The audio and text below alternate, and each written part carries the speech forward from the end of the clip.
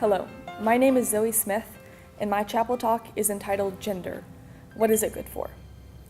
A person's biological sex is determined while they are still in utero, unaware of the drastic effects it will have on their life. From birth, the way a person is treated is based on their sex. Your biological sex determines what gender roles you are assigned. Unfortunately, unnecessarily enforced and outdated gender roles, whether on children or transgender individuals, are damaging and can result in serious harm. Gender roles in our society are so prevalent that parents often do not realize that they are influencing their children to conform to societal definitions of gender roles.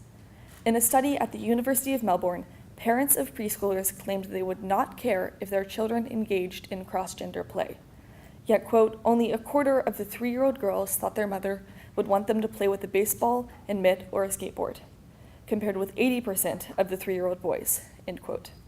Gender roles are so ingrained in our society that even parents who do not want to assign gender roles to their children too often end up doing so. While some people easily accept their assigned gender roles, many do not. Gender roles can alienate people from their bodies and society. This is especially true for transgender people, who by definition are not conforming to societal expectations. A transgender person is someone whose gender identity does not match the sex they were assigned at birth. A key sign that one is transgender is having gender dysphoria. According to the American Psychiatric Association, quote, gender dysphoria diagnosis involves a difference between one's experienced or expressed gender and assigned gender, and significant distress or problems functioning, end quote. Gender dysphoria makes transgender people feel unwelcome in their own skin. The enforcement of gender roles has profoundly serious consequences. Transgender people are more likely to commit suicide than cisgender people because of their gender dysphoria.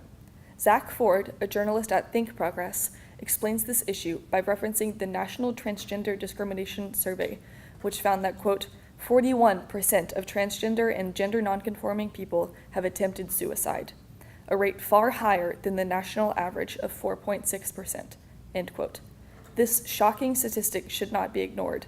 All people deserve to live a happy life, but gender roles tell transgender people that they do not belong in society. Gender roles make children think that there is something wrong with them.